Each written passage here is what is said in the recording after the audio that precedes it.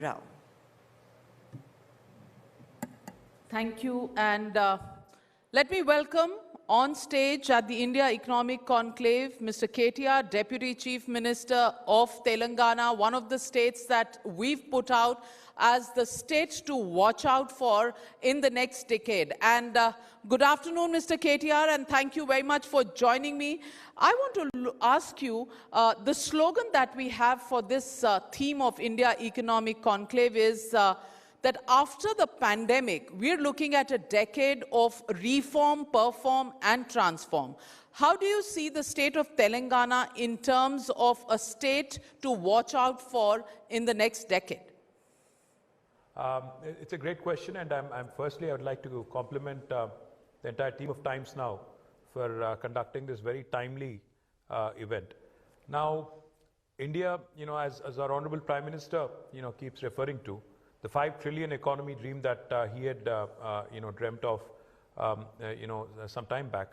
I think it has taken a bit of a beating because of COVID, but nevertheless, I think the V-shaped recovery that we are seeing in some very progressive states like Telangana should augur well for the country at large. And I do believe in the next 1 decade particularly, because the kind of sectors we are looking at, the kind of sectors we are focused on, Navika, for instance, information technology, life sciences, aerospace, defense, textiles, logistics, all of these sectors, in fact, are sunrise sectors, and the opportunity for India really to be a global player is immense. So the way I look at it, if India and if states like progressive states like Telangana start thinking on scale, start planning on scale. What do I mean by scale? Today, if we have to compete with large economies and large manufacturing countries like China, we also need to start looking at large industrial parks. We also need to look at large industrial corridors, which kind of ultimately translate into economies of scale for our manufacturers. The government, playing the role of a key enabler and providing the right kind of regulatory framework, ensuring that, we understand the teething pains and we understand the pain points of all the business and all the entrepreneurs and working together, of course, between both governments in Delhi and in their states, I think should really augur well for us, and particularly for a state like Telangana, I think the future is really bright. Mr. KTR, I want to ask you, you're a young minister upcoming in the field of politics, and I want to ask you, that is confrontation between center and states the only way to move forward? Because in the recent times, we've seen states and the center absolutely with daggers drawn at each other, whether it is GST revenue sharing, whether it's the farm law amendments that have been pushed through, whether it's the issue of migrant labor, even though the center has taken several steps in order to bring relief to the people in states, governments in states. The fact of the matter is that cooperative federalism is almost an emotion of the past. I want to ask you, is there any hope for a revival of this kind of an emotion of cooperative federalism, or is it always going to be led by politics and therefore confrontation is the name of the game? Well, firstly, Navika, let me correct you. I'm not the Deputy Chief Minister. I'm just a minister in the cabinet here. Yeah, I'm the Minister for Industry, Commerce, Urban Development, but thank you. Father, son, father, same thing. Well, Navika, it actually, the whole spirit of cooperative federalism, the spirit of Team India, as has been espoused by Honorable Prime Minister, would serve us well, would serve the country well if it actually translates into reality, if it translates into action. But unfortunately, what has happened in the last, 6.5 years, and I'm speaking from experience because we assumed office in Telangana around the same time the NDA government assumed office in Delhi. Unfortunately, all these slogans, all these, nicely worded phrases do not seem to actually, cross the chasm from being a slogan into being an actionable point. What am I saying?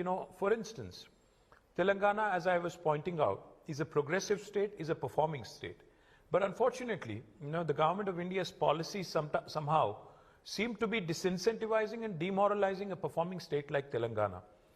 For instance, if you take a look at the Finance Commission recommendations, Telangana is in fact contributing. While our population is about 2.8 odd% of the entire country, our contribution to GDP is nearly 5%. But unfortunately, a state like Telangana, which is performing, needs to be given a pat on the back, needs to be encouraged by way of further, devolution, by way of, enhanced, contribution in centrally sponsored schemes. What has happened is, after the 15th Finance Commission recommendation, we are losing out nearly 15,000 crores of rupees. Likewise, I can go on and cite multiple examples. For instance, India's apex body, which has replaced Planning Commission, the Niti Aayog, had recommended that Government of India, which compliments us profusely for performing well on indicators like drinking water, potable drinking water connections to each and every home, had recommended, Niti Aayog had recommended, that Telangana has completed a brilliant project which provides 100% functional household taps to all the rural areas. They need to be given monetary support to the tune of 24,000 crores of rupees. Unfortunately, we did not even get 24 paisa. While Government of India takes a lot of pride and talks about us in glowing terms in Parliament that this one state has done really well, unfortunately we do not get the same kind of backing when it comes to monetary support. Likewise, all the promises that were made, Telangana being a new state was promised special incentives for industries that would be set up here as part of the Andhra Pradesh Reorganization Act. That did not happen. Industrial corridors that we had asked do not come up. Likewise, the ITIR region that was granted for Hyderabad, unfortunately also has been scrapped. Steel plant that was supposed to be established at Bayaram in Warangal, unfortunately again is a non-starter. I can go on for quite long. The point I'm trying to make, Navika, is the stronger the states emerge, the stronger, the support from central government is to progressive states and cutting beyond political lines, I think the stronger the country would be. One thing I would definitely like to underline, Navika, if the country really has to prosper over the next 1 decade, if India really has to emerge as a truly global powerhouse, I think economics should supersede politics, which unfortunately is not the reality today. Well, Mr. KTR, I want to ask you, is there not even one thing that the center does well? Because there is a litany of complaints that you have of what they haven't done. In the pandemic, hasn't there been enough support coming in from the center to the states? Haven't they really managed the situation on the ground in such a way that states have got support, whether it's on vaccines, whether it's on PPE kits, whether it's on other issues, management issues, and help from central experts? The fact of the matter is that aspirational Indians today will ask these questions, that how long are we going to see economics being put aside and politics taking center stage? Shouldn't political parties sit down and look at what's good for India and Indians rather than only having political point scoring going on virtually 365 days in a year? No, it's absolutely a possibility, without a question. I will not deny, I will not deny the, kind of support we have received during Corona from Government of India. Of course we have. After all, you have to remember, they are the ulterior government, they are the federal government in a federal republic like India. And of course they have to come to our rescue because, a lot of times in a pandemic kind of a situation, in a situation where, catastrophe really hits the humanity, I think we all have to work together without a question. The only point I'd like to make, Navika, is, but Government of India also has to realize, even though a particular state such as Telangana may be governed by an opposition party which is not in NDA, they also have to realize that ultimately a state which is performing, ultimately a state which is doing well, it being supported by way of policies, by way of, a grant, would also help in strengthening the country. Since you're talking about pandemic, let me remind you, Hyderabad today, our capital city of Telangana, is also the capital for vaccine manufacturing in the world, not just India. So Hyderabad is not just a city which is of national importance as far as life sciences is concerned. We are a city of international importance because, yahan se we ship out vaccines to 70, 80 countries. As recently as a couple of months ago, we had envoys, diplomats from 70 countries come to Hyderabad. All of them had visited our vaccine manufacturing facilities and have requested the state government for its cooperation. But the unfortunate reality, Navika, is while we manufacture 35% of global vaccines from Hyderabad, our vaccine testing lab is 1,200 kilometers away in Kasauli. Now, is that not something that Government of India needs to think seriously?